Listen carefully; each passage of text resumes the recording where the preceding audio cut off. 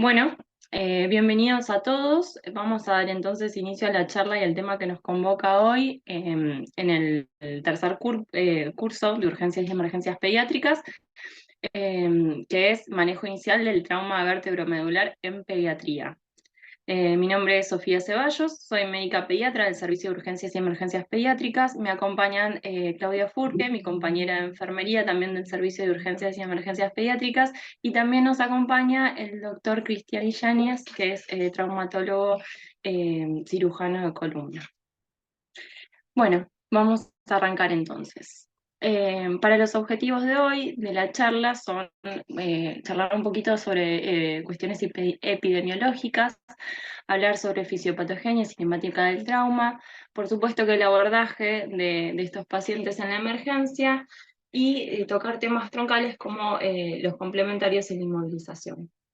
Para eso nosotros, para el armado en realidad de esta charla o de la charla de hoy, con Clau hicimos un pequeño trabajo de campo con nuestros compañeros, más de uno quizás habrá recibido en sus distintos servicios esta inquietud de que les dijimos, bueno, a ver qué es lo que necesitan saber, qué quieren saber sobre esta temática, y los puntos en común fueron los siguientes. Bueno, cómo valorar o cómo es la valoración inicial de la columna cuando sospechamos una lesión traumática, cuáles son las indicaciones actuales de inmovilizar y cómo inmovilizar, qué complementarios realizar, cuándo realizarlos, cómo es el traslado de un paciente con trauma de columna, qué hacer si considero que el paciente está mal inmovilizado o debería estar inmovilizado o no debería estar inmovilizado.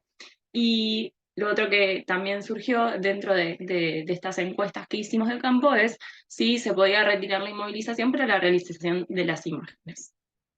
Bueno, por eso vamos a utilizar tres escenarios, que seguramente son tres escenarios que nosotros los hemos tenido en el servicio, pero seguramente también los han tenido ustedes. Tenemos el paciente A, Juan. Juan ingresa, tiene 3 años, ingresa en brazos de su madre, traído por el 100, luego de ser ambos embestidos por un vehículo mientras iban en bicicleta a hacer las compras. El servicio de emergencias refiere que cuando llegan a la escena, el chico estaba con su madre sentados en el cordón cuneta, los dos tranquilos y conscientes. La mamá de Juan, sin embargo, nos refiere que el niño salió despedido de la bicicleta y para ella se había desmayado por unos segundos, pero que enseguida, después de la estimulación, había respondido, lo vio y lloró. Con un TEP estable, pero que tenía un franco cefalomatoma frontoparietal, recibimos a Juan.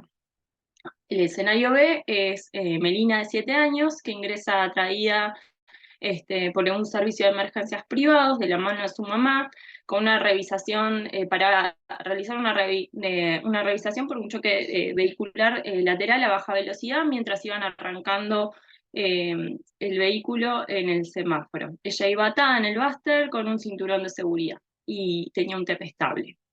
Y por otro lado tenemos a Mariano, también de 7 años, que ingresa, traído también por el 100 en una camilla, ya por un politrauma asociado a un choque en la ruta 22, en la circunvalación.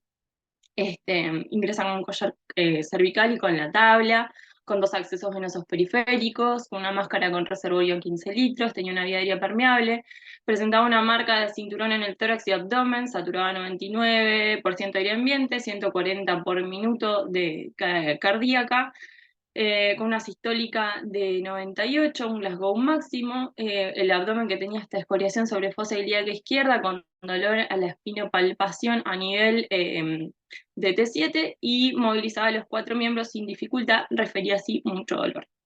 Entonces, quiero que para ustedes mismos se hagan estas preguntas, ¿no? En estos escenarios, ¿dónde recibirían a estos pacientes en sus lugares? ¿Qué haríamos con la inmovilización de estos chicos y qué imágenes realizaríamos en ellos? Bueno, vamos a empezar entonces. El trauma vertebromedular es el trauma de la columna vertebral y o de la médula espinal, pudiendo ser por daño directo sobre los componentes tanto del esqueleto como del sistema ligamentario, la médula o bien sobre los vasos que le irrigan. En pediatría representa una patología más bien rara dentro de lo que es la patología traumática, es del 1 al 2%, tiene mayor predominio en la región cervical. Tenemos la particularidad en pediatría y por las características del niño, ya lo vamos a ver un poquito más adelante, de que el Chihuahua es un síndrome que se presenta con mayor frecuencia que en los adultos, y lo otro que tenemos en pediatría es que hay un retraso de los síntomas de hasta 4 días, que eso en realidad no sabemos, o no se puede decir bien si es porque hay un retraso real, o si bien está asociado a las dificultades y las barreras que tienen los niños en la transmisión de la información y la transmisión de los síntomas. Bueno, y como todo trauma, tenemos una lesión primaria, que es la lesión directa sobre el órgano afectado, y la lesión secundaria, que puede ser por edema, isquemia o desplazamiento óseo o ligamentario. Es por eso, y en estas últimas cosas, radica la importancia de una correcta inmovilización en el lugar de los hechos. Algunos datos epidemiológicos, tenemos que del 75 al 80% de las lesiones de la médula en cervicales ocurren en menores de 10 años, y esta incidencia va descendiendo a medida que el paciente se va haciendo más grande, siguiéndole las lesiones torácicas altas y siendo las toracolumbares un poquito más raras, cosa que se invierte en lo que respecta a las lesiones, a las fracturas vertebrales, siendo con mayor frecuencia en las regiones toracolumbares. Las causas, como todo en pediatría, van a variar en función de la edad de nuestros pacientes y de los grupos etarios. En los neonatos son mucho más raros este tipo de traumas y están más asociados a los traumas obstétricos, mientras que en los primeros años de vida, las primeras causas o las causas más frecuentes están asociadas a accidentes vehiculares, las caídas y los abusos infantiles.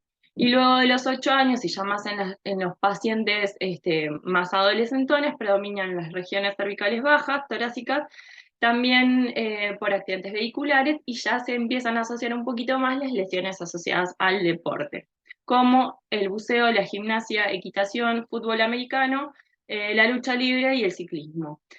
Entre un 20 y un 50% de los pacientes que tienen una lesión de médula espinal traumática van a tener estudios radiológicos normales, esto es lo que yo les contaba del Chihuahua, y es mucho más frecuente en varones. La duración y la estadía en las terapias va a depender, y las complicaciones depende también en gran medida de una fijación temprana de la columna y un tratado afable con esa columna. Bien, en cuanto a lo que son los mecanismos de lesión, tenemos dos grandes grupos, ahora vamos a hablar un poquito más en detalle: los traumas contusos y los traumas penetrantes. Los traumas que generan mayor riesgo de una médula inestable son los traumas contusos, y estos deben presuponerse eh, eh, cada vez que veamos un trauma contuso, tenemos que presuponer que puede haber una lesión inestable e inmovilizar al paciente. Mientras tanto, los traumas penetrantes es más raro que generen lesiones inestables de la médula, y no estaría indicada la inmovilización de los pacientes con trauma penetrante a menos que se evidencie en síntomas neurológicos. Bien.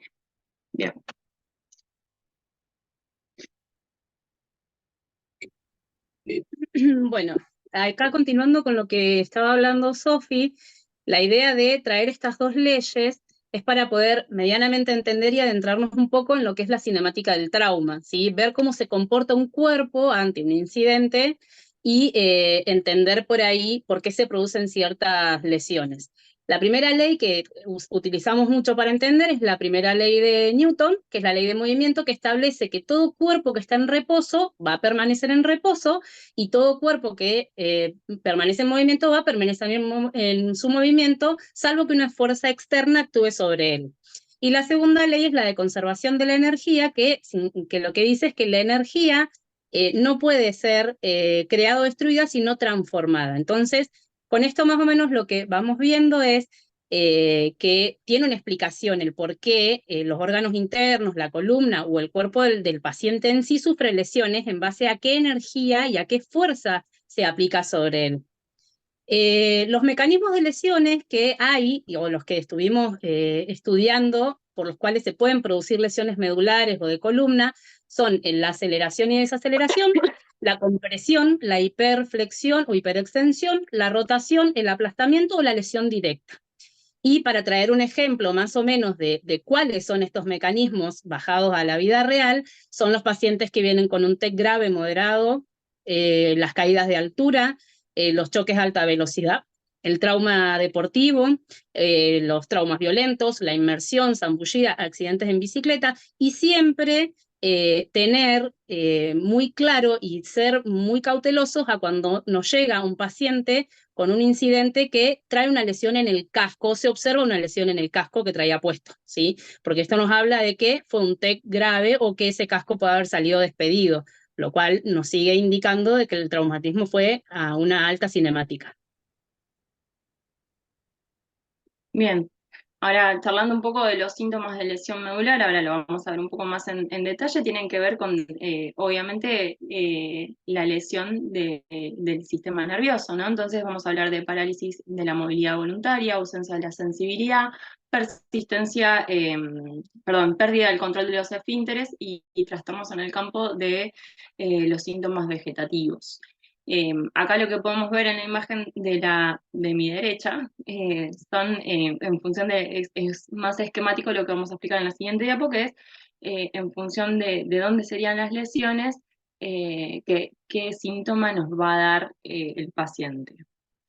Hay dos grandes grupos de lesiones que nos podemos encontrar en el ámbito clínico, que son las lesiones completas y las incompletas, y tiene que ver con que las lesiones completas se va a ver una pérdida de la función motora y sensitiva por debajo de la lesión, mientras que las incompletas son estas lesiones que afectan alguna función sensitiva o motora por debajo de la función de la lesión. Y que tenemos los síndromes clásicos, el síndrome de Brown-Séquard, entre otros. Y las lesiones completas, que bueno, esto era lo de la imagen anterior, en función de la altura vamos a tener obviamente los distintos síntomas, ¿no? Si la lesión se produce a partir de C1, vamos a tener una pentaplejía, donde el paciente no controla la cabeza, no respira y no siente.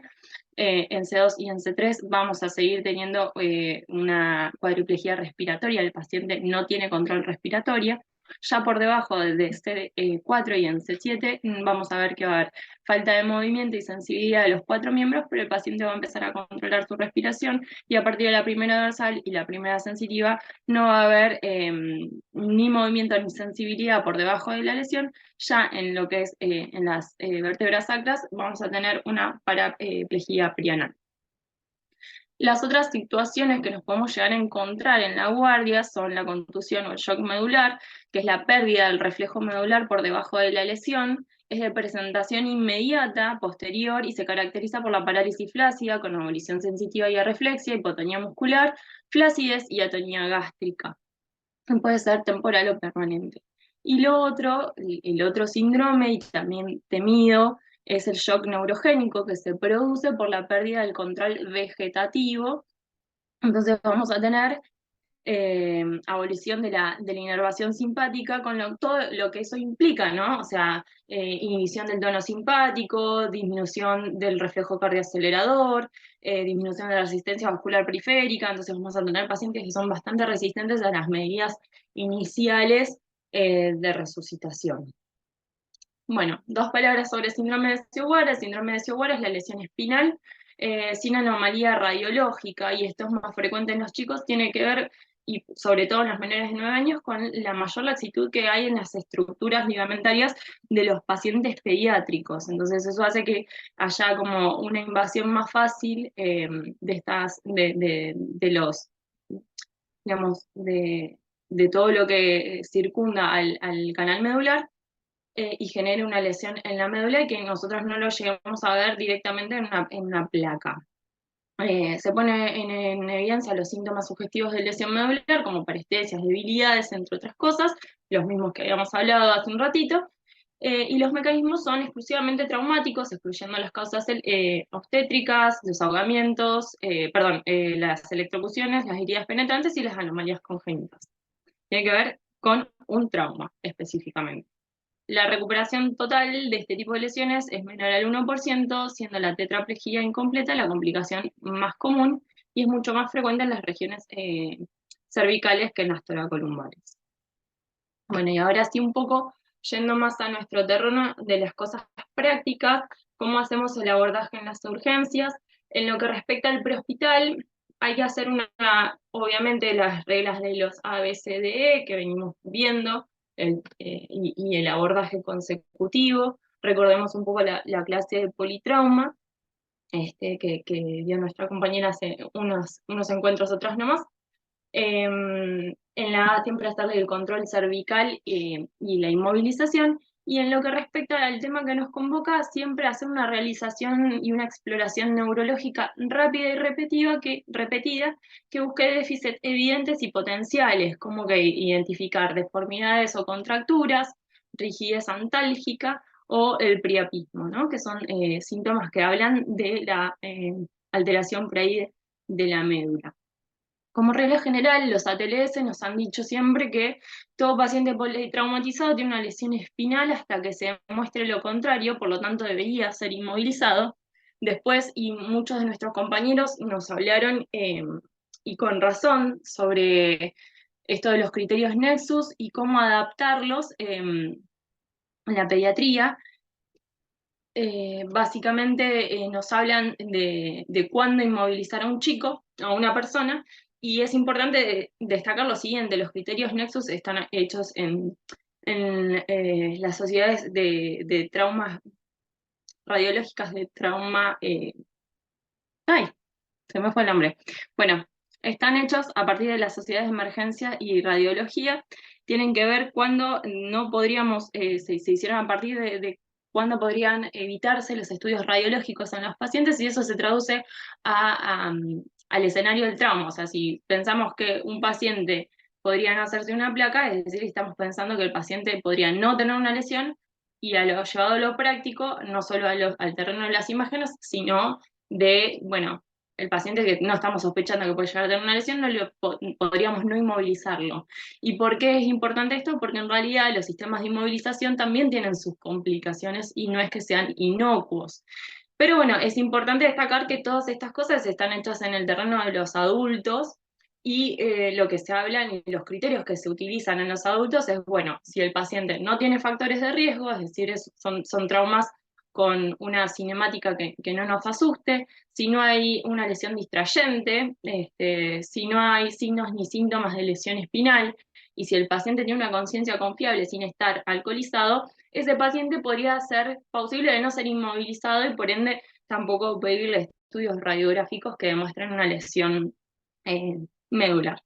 Sin embargo, llevado al terreno de la pediatría, nos encontramos con que en realidad los pacientes pediátricos tienen, y seguramente ustedes lo ven en la cuestión práctica, es muy difícil, tienen barreras emocionales y en el lenguaje. O sea, es muy difícil decir que un paciente pediátrico que está quietito y calmadito y que no dice nada es porque no siente dolor, o porque no tiene ningún síntoma, porque el chico se asusta, y por ahí ese no manifestar tiene que ver con un bloqueo emocional del chico por la situación de estrés o simplemente por las barreras del lenguaje del paciente. Entonces, ¿cuándo podríamos aplicar o trasladar estos criterios de los adultos a los niños para evitar las inmovilizaciones? Hablando de pacientes sin factores de riesgo ni lesiones distrayentes, igual que en el otro caso, que no haya ni signos ni síntomas de lesión espinal, y para eso el paciente tiene que poder comunicarlo y ser fehaciente, es decir, tiene que por lo menos ser mayor de 4 años, y tener un lenguaje confiable, y tener un estado emocional que esté tranquilo, y por supuesto no estar ni intoxicado ni alcoholizado en el caso de los adolescentes. En el mientras tanto, no se puede asegurar esas condiciones, todo paciente pediátrico en el prehospital debería ser inmovilizado y trasladado. Bien. Bien, por ahí sumar un comentario a lo que estaba diciendo Sofi, tener en cuenta que no siempre la edad de 4 años exacto nos da la pauta de que el paciente tiene un vocabulario confiable o que es un paciente que realmente nos puede expresar lo que le pasa, porque particularmente nosotros que trabajamos en triage, que hacemos triage en enfermería, a veces tenemos pacientes de 8 o 10 años que hablan por la boca de los padres en realidad, porque no te expresan absolutamente nada de lo que les pasa, o ni siquiera cuando tienen dolor. Entonces, realmente tenemos que garantizarnos de que este paciente sea un paciente que pueda verbalizar lo que le está pasando, y si a mí me genera dudas, en lo posible lo tengo que terminar inmovilizando. Hablando particularmente de los materiales que nosotros usamos para inmovilizar a un paciente, tenemos distintos mecanismos para poder inmovilizarlo, siempre teniendo en cuenta que por más que yo utilice todo lo que tengo para poder inmovilizar a un paciente, nunca la inmovilización supera el 90% de esa columna, ¿sí? Siempre deja un rango de movimiento, por lo cual, de todas maneras, hay que hacerlo a conciencia, hay que hacerlo bien y usar los materiales correspondientes.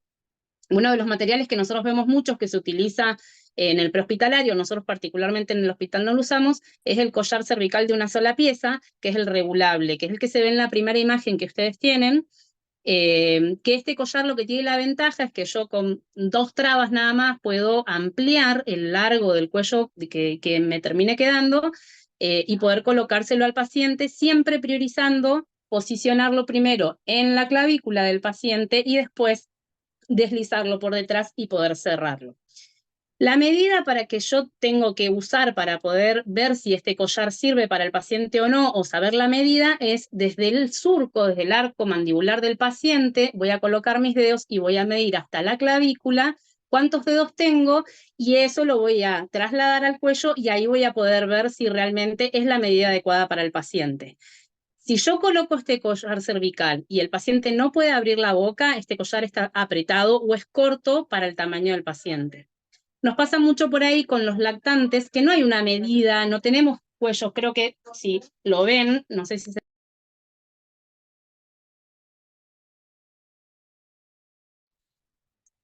¿Sí? Es el que usaríamos nosotros con un lactante y que llevado a la realidad no nos sirve tampoco porque el cuello del lactante es muy corto. Entonces, en esos casos, terminamos realizando nosotros collares cervicales con cartón y envolviéndolos en cuadris o en venda para poder darle una rigidez al cuello, ¿sí? Si llegado el caso sí tengo un collar para un paciente pediátrico, tomo la medida, tengo 2 collares, ¿no? Vamos a suponer que son estos 2, que este es el collar de Filadelfia, el de 2 piezas, y no me da exactamente la medida con el que yo tomé del paciente, me da un intermedio, siempre voy a preferir utilizar el más pequeño y no el más grande, ¿sí? Que me quede justo, pero que no me quede suelto, porque si no, no va a cumplir la función de inmovilizar la parte de flexión y extensión del cuello, ¿sí? Que es lo que debería de hacer el collarín cervical. Otra de las precauciones que tenemos que tener con la colocación de este collar es que, como ven, las formas, ¿sí? Muchas veces nos ha pasado que ha llegado esto del lado de adelante, ¿sí? De la parte del cuello, y esto de la parte cervical, o sea, por detrás. Y si uno lo observa bien, esto tiene la forma del mentón del paciente, esto debería de ser colocado adelante y es la forma correcta, y esto tiene la rigidez para la columna justamente para poder inmovilizar por detrás. Siempre voy a colocar primero el de atrás, deslizando, una persona va a sostener vía aérea, la va a alinear a la vía aérea, ¿sí? Y la va a contener para que yo pueda colocar y no terminar ejerciendo más fuerza. Coloco la parte de atrás, coloco la parte de adelante, ¿sí? Y siempre el de adelante se va a superponer con la parte que está atrás, ¿sí? Y ahí es donde yo voy a colocar las cinchas. Bien, entonces siempre el de adelante me va a quedar superpuesto al de atrás. Tener la precaución de que el paciente pueda abrir la boca y medirse, calcula, a ver, 3 dedos, no todos los niños le van a entrar 3 dedos nuestros o de ellos en la boca, intentamos que si puede abrir la boca, el collar es el adecuado, ¿sí? Otra de las cosas que utilizamos para inmovilizar al paciente es la tabla rígida. Hay que tener en cuenta que no todos los sistemas tienen la tabla rígida pediátrica. Si la tienen es excelente, es la tabla que yo tengo acá atrás, esta es la pediátrica, ¿sí? Tener en cuenta que la colocación de las cinchas debe ser la correcta, nunca la cincha debe pasar por adelante del hombro, sino que debe pasar por encima, otra es la que va a ir en la zona de la cadera y otra es la que va en la zona abdominal, ¿sí? Esa sería la inmovilización correcta del paciente. Si yo no puedo inmovilizarlo con los brazos hacia afuera por una cuestión de que el paciente se mueve mucho, está muy incordioso, no me deja, lo puedo llegar a inmovilizar con los brazos adentro, o sea, enganchado con las cinchas. De lo contrario, lo ideal es que siempre debería de ir con los brazos afuera. Y el tercer elemento que utilizamos para que la inmovilización sea segura son los laterales de la cabecera, ¿sí? Que es esto. Y siempre tener en cuenta que los laterales no me sirven si no tengo la base puesta en la tabla, ¿sí? Porque esta base justamente lo que tiene son las cinchas en el lugar correcto de donde se va a colocar después el lateral. Vuelvo a repetir, con los tres elementos que les acabo de mostrar, yo llevo una inmovilización del 90% de la columna cervical igual del paciente, no es una inmovilización total, ¿sí? Pero con eso nosotros estaríamos logrando que no se siga generando una fuerza mayor que me termine generando otra lesión más, teniendo en cuenta que entre el 10 al 20% de las probabilidades de sufrir una lesión, o sea, es mayor de sufrir otra lesión de la que ya tengo, ¿sí? No sé si me faltó algo de esto. Y esto que Un está breve acá, comentario te puedo hacer. sí, Un breve comentario tiene que ver con el perímetro cefálico que tiene principalmente el lactante o el paciente menor de 2 años principalmente, sí, que lo que hace es que cuando vos apoyás la cabeza en un plano, en general eso tiende a tener una fuerza de flexión hacia adelante o antepulsión de la cabeza, que justamente se condice con el mecanismo de trauma más habitual. En general, estos pacientes tienen trauma por latigazo en flexión o en antepulsión. Y si uno inmoviliza la columna durante mucho tiempo en un plano recto con el paciente acostado, el paciente con el perímetro cefálico lo que hace es antepulsar también la cabeza y la lesión hacia adelante. Entonces, o se prefiere una camilla que tenga un orificio en la parte occipital, o que se le ponga ese realce que se le ha puesto a la nena en la camilla, el realce blanco, como para que la cabeza caiga y se mantenga en eje siempre la columna, que es lo más importante. Sí, si podemos ver exacto. la tabla que presentó Clau ahí atrás, que son las pediátricas, además del tamaño que es más pequeño, vemos la hendidura para justamente esto que decía el doc, que es muy buena la observación sobre las imágenes que usamos en la diapositiva, sobre el realce, porque bueno, uno se tiene que ajustar a los elementos que tiene en su lugar de trabajo. Entonces, bueno, no tengo la tabla pediátrica que tiene, ni que tenga el agujero, ni que tenga el realce o la hendidura, en realidad, para salvar estas diferencias anatómicas.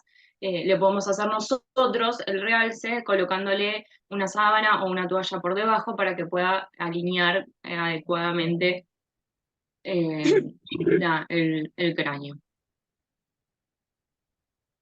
Bien, por eso había hecho la aclaración al principio de que lo ideal sería tenerla, ahí está, pero bueno, llegado el caso de que uno no la tenga, podemos hacerlo de forma manual, dar las condiciones óptimas para poder trasladar a este paciente. Bueno, esto era lo de collar cervical que estábamos, no sé, Sofi, ahí está. Eso era lo de collar cervical que estábamos viendo, ¿sí? Acá yo ya había explicado la medición para poder colocar el collar y siempre hay que tener en cuenta, antes de colocar el collar, ¿sí? Esto que nosotros tenemos en este recuadro rojo, que es cuando no voy a colocar el collar o cuando no voy a alinear la cabeza, ¿sí? De este paciente. Yo al paciente lo voy a encontrar, o al niño lo voy a encontrar en una condición, ¿sí? La primera medida que uno toma siempre es alinear la cabeza por una cuestión de alinear la vía aérea y poder ponerla en condiciones para poder inmovilizarla. Pero ¿cuándo no haría yo la alineación de la cabeza de este paciente? Primero, cuando hay una resistencia al movimiento. Si yo tengo que hacer fuerza para enderezar ese cuello y no nos estaría pudiendo, directamente lo dejo en la posición en la que está. Si hay un espasmo en los músculos del cuello o hay aumento del dolor o aparecen síntomas neurológicos, no lo inmovilizaría o directamente no alinearía el cuello, y si hay un compromiso de la vía aérea o de la ventilación. Tener en cuenta de que si yo ejerzo una fuerza mayor a ese cuello que está en esa posición, probablemente termine lesionándolo más. Entonces, en ese caso, lo dejo en la posición en la que está. Siempre alguien que esté a la cabeza del paciente, que va a ser el que va a manejar la escena, es el que cuenta, el que va a tener toda la visión para el movimiento en bloque del paciente, pero no ejerzo nunca más fuerza sobre el cuello de este paciente. Eh, Otra de las cosas que también se utilizan, calculo que muchos la deben haber visto, pero no está en la mayoría de los lugares disponibles hoy, pero sí que sería un elemento muy importante y muy útil para poder empezar a utilizar, es la tabla cuchara, ¿sí? O la tijera, que realmente yo sí he tenido la oportunidad de usarla en prácticas y te da una facilidad de trabajo mucho más amplia, ¿sí? Tiene dos aperturas en diagonal, ¿sí? Y lo que te da es esta posibilidad de destrabarla y simplemente retirar los laterales de la tabla para poder posicionar al paciente sobre una cama, ¿sí? O sobre una camilla o sobre un colchón rígido, que sería lo preferible para poder trasladarlo si yo tengo que trasladarlo mucho tiempo, ¿sí? Exponer a un paciente más de 30 minutos a una tabla me termina produciendo mayores riesgos de úlceras por presión, ¿sí? Y me puede producir lesiones en la parte de, nuevamente, donde está la lesión de la columna o en la parte de la respiración o ventilación, ¿sí? Genial, Clau. Bueno, y entonces, como para hablar un poco de esto y cerrarlo, terminar de cerrar, este es un algoritmo que hicimos basándonos también en el algoritmo propuesto por el ATLS, que justamente explica esto. A ver, trauma contuso con un mecanismo de lesión preocupante, que son los que estuvimos viendo hace un ratito, ver si el paciente es confiable, entendiéndose por paciente confiable, disculpen, aquel que tenga un Glasgow mayor a 14, que sea mayor de 4 años, que tenga un lenguaje y un estado de conciencia adecuado y que no esté intoxicado. Eh, si ese es nuestro caso, ver si hay síntomas de dolor o hipersensibilidad, síntomas neurológicos o de deformidad de la columna vertebral. Si alguna de esas situaciones es positiva, hacemos la inmovilización y el traslado inmediato. Si el paciente no es confiable, obviamente se inmoviliza lo mismo. Si no hay dolor, ni síntomas neurológicos, ni deformidad, tenemos que ver si hay una lesión distractora o si no la hay. Si hay una lesión distractora, igual inmovilizamos y enviamos y trasladamos con la inmovilización pertinente de toda la columna. Y si no hay lesión, no inmovilizamos al paciente. ¿Claro? Bueno, dos palabras de... Sí, lo había cerrado justo, estaban acá hablando atrás.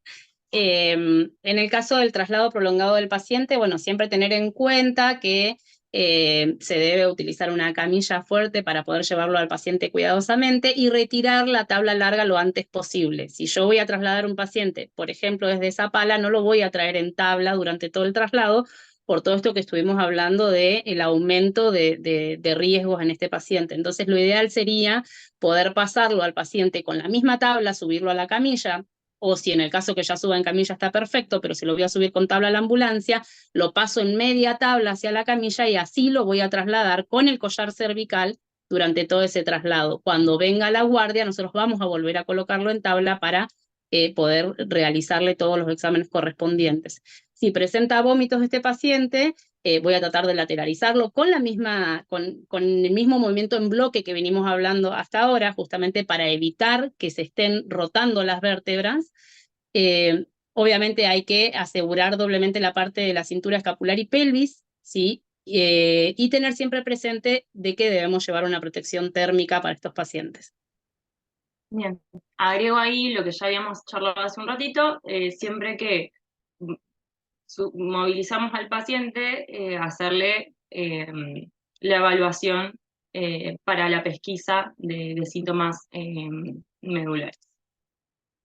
Bueno, y una vez que llega el paciente en la guardia, ¿qué es lo que tenemos que hacer? Obviamente, volvemos a insistir con esto, estamos hablando de un paciente que tiene un politrauma, sería realizar el abordaje completo del politrauma, siguiendo nuestro TEP y nuestro ABCD. Particularmente en lo que respecta a este tipo de lesiones, tenemos dos objetivos importantes. Uno, pesquisar rápidamente si hay síntomas de lesión espinal, y el segundo, por supuesto, va a ser retirar la inmovilización. Nuevamente esto que había dicho Clau, no solo por el tema de las úlceras, sino por los síntomas que generan las inmovilizaciones prolongadas, después nos va a hacer, nos deviene en un exceso de estudios para los pacientes que aparezcan síntomas por ejemplo, como dolor o contracturas asociadas a una inmovilización prolongada. Entonces tenemos que tratar de hacerlos lo más eficiente posibles en esto de la evaluación y la pesquisa de las lesiones. Bueno, ¿y cuáles son las claves que tenemos que tener en la evaluación en guardia? Bueno, evaluar y pensar en esto de los mecanismos de riesgo, que fueron los que estuvimos charlando hace un ratito, hacer un examen clínico, que ahora vamos a ahondar un poquito más en eso, y la evaluación terciaria o los exámenes complementarios, que son los que vamos a ir abordando de a poco. ¿Qué examen clínico tenemos que hacer en las urgencias? Bueno, tenemos que pesquisar si hay parestesias o síntomas motores, y en eso vamos a tener que determinar el nivel y dejarlo perfectamente registrado. También buscar signos y síntomas de lesión ósea ligamentaria, es decir, dolor o contractura a lo largo del trayecto.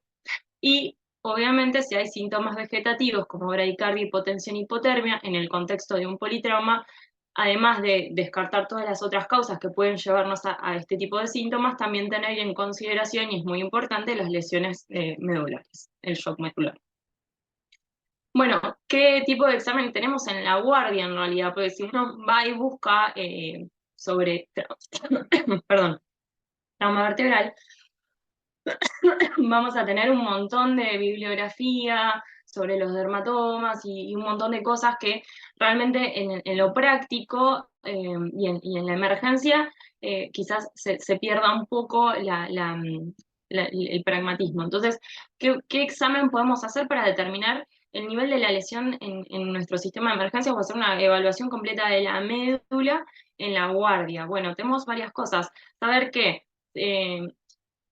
pesquisando la movilidad y la sensibilidad de las manos, vamos a estar evaluando lo que es la médula cervical.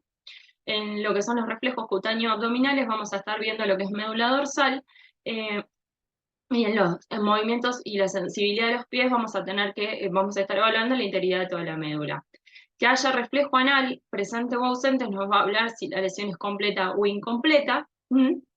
Eh, y ayuda mucho saber que si estamos ante un paciente que no respira, probablemente tengamos una lesión superior a C3.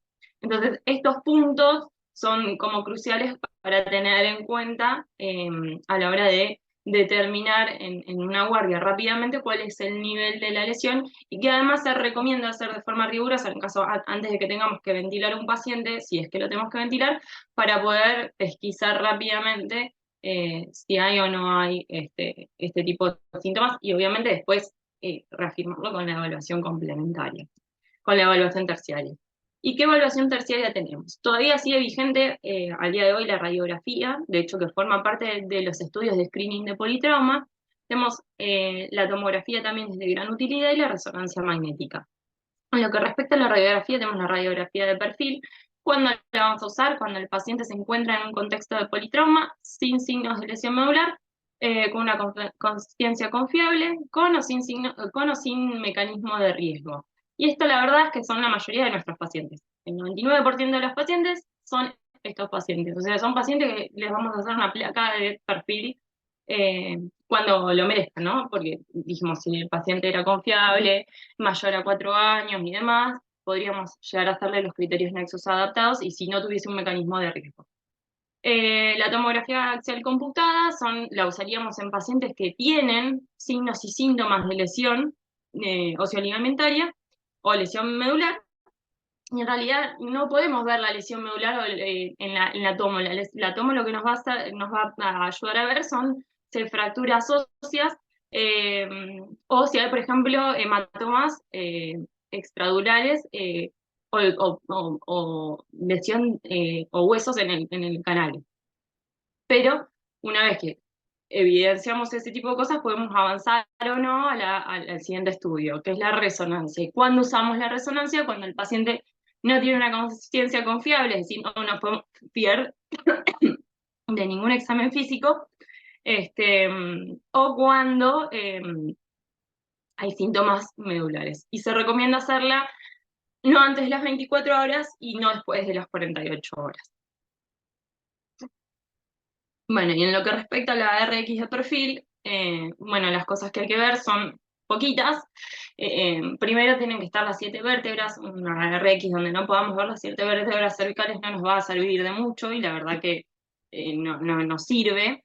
Y después tenemos que ver la alineación y tenemos que ver las 4 líneas, la anterior, la posterior, de los cuerpos vertebrales, la espinolaminar y la de las apófisis espinosas. Permiso.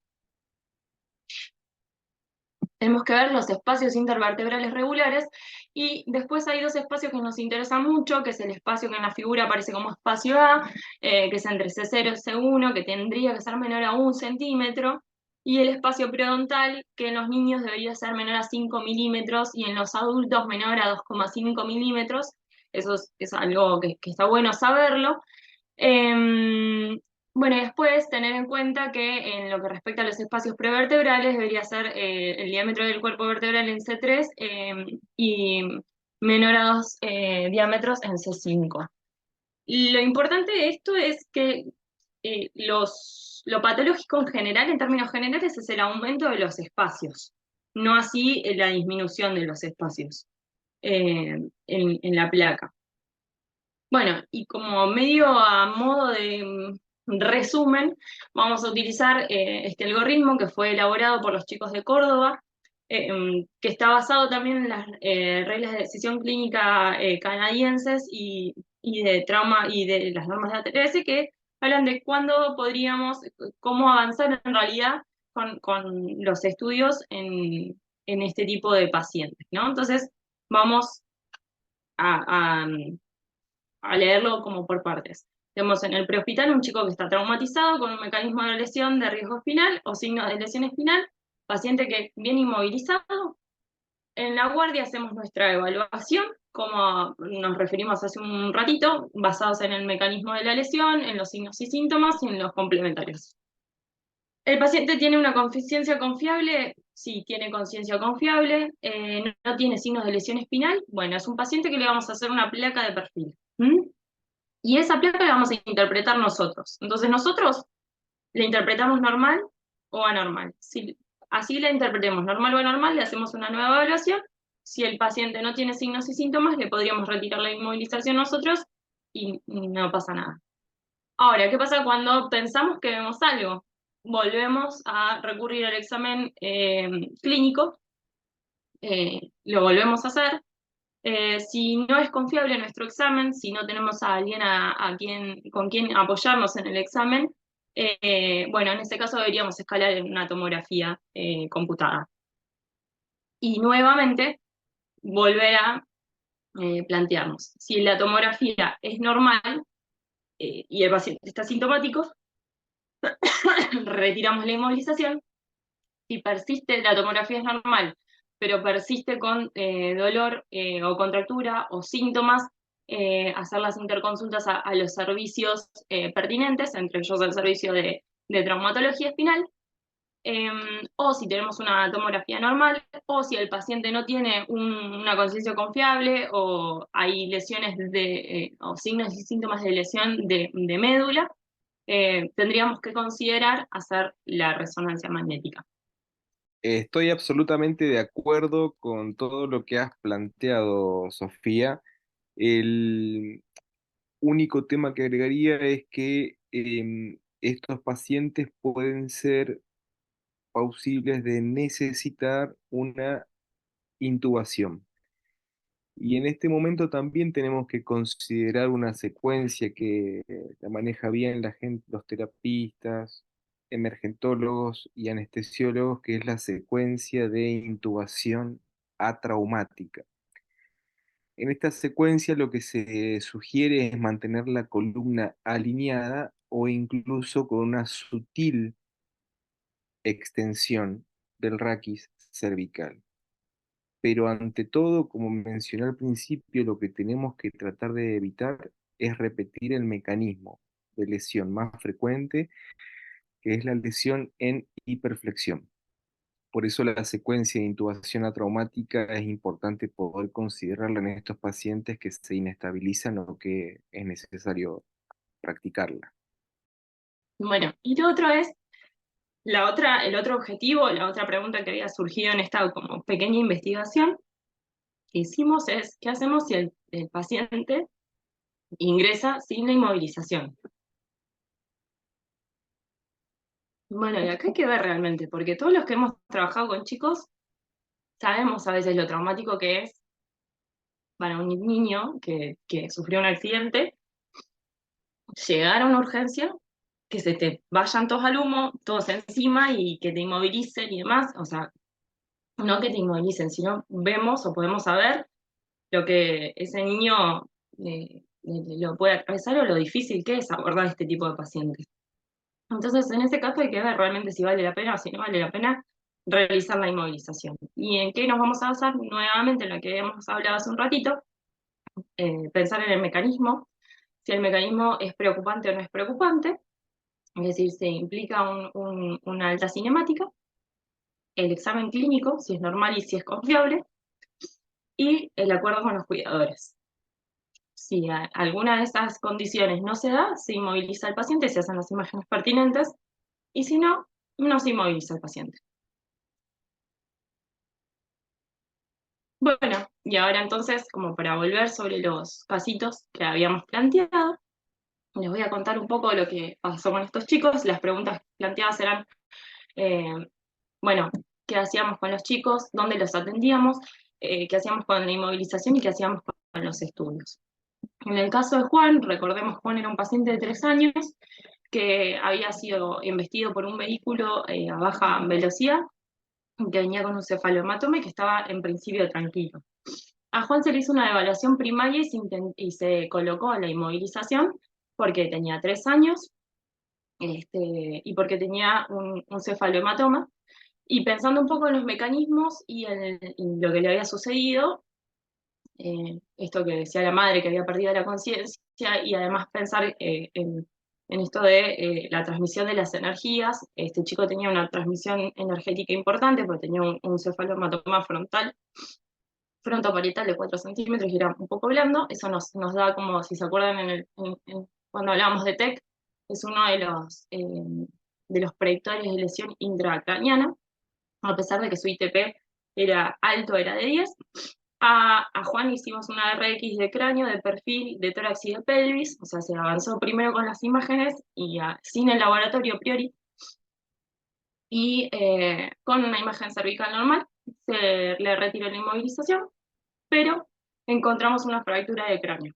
Así que el siguiente pasaje fue hacerle una tomografía para descartar lesión intracraniana. Se realizó una interconsulta con el servicio de neurocirugía, permaneció en observación 24 horas en un centro de menor complejidad, se dio de alta con seguimiento por el servicio de neurocirugía y pediatría. Melina, que Melina era una chica de 7 años que había sido investigada a baja velocidad en el auto con la correcta inmovilización y que habían venido en un servicio de ambulancias privado. La Melina estaba muy tranquila, tenía un ITP de 12, no se le hicieron imágenes, no se le hizo laboratorio y cumplió observación 4 horas en el servicio y con buen estado general. Se dio del alta con pautas de alarma y seguimiento con pediatra de cabecera en 48 horas. Y Mariano, que Mariano es el chico que había tenido el trauma por el accidente vehicular en la 22, eh, a Mariano se le hizo el abordaje completo del paciente politraumatizado. En principio se le hizo, por supuesto, el laboratorio, la ecografía extendida con la placa de tórax y de pelvis, con todo esto normal, y porque tenía signos y síntomas de lesión ósea y ligamentaria. Al chico se le hace una tomografía y se encuentra una fractura de apófisis transversa de L1, sin síntomas asociados más allá de su dolor. Se le hace contención con un corset y se interna, y se le hizo también una resonancia, y a las 48 horas, perdón, 72 horas, como estos chicos eran de Rosario y estaban volviendo de Bariloche hacia Rosario, el chico viaja para continuar el abordaje en la localidad de procedencia. Bueno, como conclusiones, tenemos para decir que todo niño con mecanismo de riesgo de lesión espinal debe ser inmovilizado en el prehospital y trasladado, a menos que se cumplan las condiciones para no hacerlo, y hay que ser muy riguroso con eso. en todo caso hacer de más y no de menos. ¿Mm? El valor del examen clínico para descartar una lesión espinal depende de si el paciente es confiable, y eso va a depender si el chico está en un estado que no sea de un estrés extremo, que se pueda comunicar adecuadamente, que sea mayor de 4 años, que no esté intoxicado. ¿Mm? La radiografía convencional puede omitirse si se cumplen los criterios para eso, lo mismo que habíamos dicho hace 2 segundos respecto a esa inmovilización, los nexos adaptados, pero siempre tener en cuenta que se puede, en estos casos, por ahí, pecar un poquito además que a de menos, va a ser mejor para el paciente. El examen clínico debe repetirse en cada instancia en la que se pueda movilizar al paciente y en la que se vaya a movilizar al paciente. Los sistemas de inmovilización se deben adaptar al traslado del paciente, no lo dejemos instalado en la tabla durante 2 o 3 horas que dure un traslado. La tomografía es la mejor imagen para definir las lesiones óseas y la reso para las lesiones ligamentarias. Y no deben retirarse los sistemas de inmovilización para la realización de las imágenes, que era lo otro que nos habían planteado los chicos, que creo que era del hospital de Chosma, que nos decían, bueno, nosotros tenemos problemas porque desde el servicio de imágenes los quieren sacar de los sistemas de inmovilización. La verdad que eso no es correcto y la inmovilización se debería retirar bajo control médico con las imágenes negativas. Bien, bueno. Esa es la bibliografía utilizada y eso es todo. Dejamos a disposición nuestros contactos y dejamos espacio para consultas que vayan surgiendo. No sé si alguno de los chicos quiere agregar algo más, Claudia o Cristian. No, Sofi, yo particularmente, bueno, creo que lo había charlado con vos de ciertos casos donde habían ingresado pacientes que habían sido de muy difícil inmovilización, pero bueno, por ahí también vos estabas aclarando lo mismo, siempre y cuando la inmovilización sea beneficiosa para el paciente y no termine siendo perjudicial, bueno, debería de realizarse.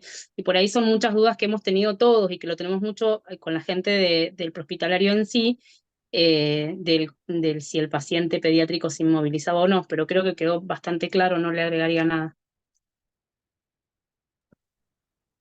Ay, bueno, bárbaro. Un tecito de miel agregaría para la próxima presentación, Sofía. Ay, disculpe. Muchas gracias No, igual pero por favor. No, por... una cosita que muchas veces está perfecto siempre pensar en el trauma severo de la columna cervical y siempre pensar con criterio preventivo para que no haya una lesión mayor. Pero muchas veces nos encontramos con el latigazo habitual en el cual lo único que tienen los chicos es una contractura muscular que le termina generando una tortícolis que perdura en el tiempo. Frente a estos pacientes, nosotros no, o sea, cuando nos quedamos tranquilos desde lo radiográfico, desde lo clínico y desde la cinemática del trauma, que el paciente no va a tener una lesión estructural severa, eh, les sugerimos un collarcito blando y lo volvemos a recitar a la semana con ese collarín blando para hacerle radiografías dinámicas y evaluar si tiene algún tipo de inestabilidad, tratando de evitarle de esa forma al paciente pasar por estudios de alta complejidad que lo van a irradiar como la tomografía o que van a hacer que el paciente requiera un procedimiento anestesiológico como la resonancia magnética.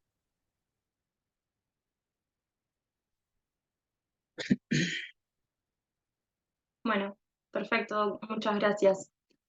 Bueno, estoy leyendo el chat un poco a ver si surge alguna duda. Parece que no. En principio parece que la que existía se fue abordando. Así que bueno, nada, nos vamos a despedir entonces en este momento y les agradecemos nada, el espacio para la disertación a Belén y espero que les haya servido y que se hayan llevado conceptos claros y provechosos. Hasta pronto.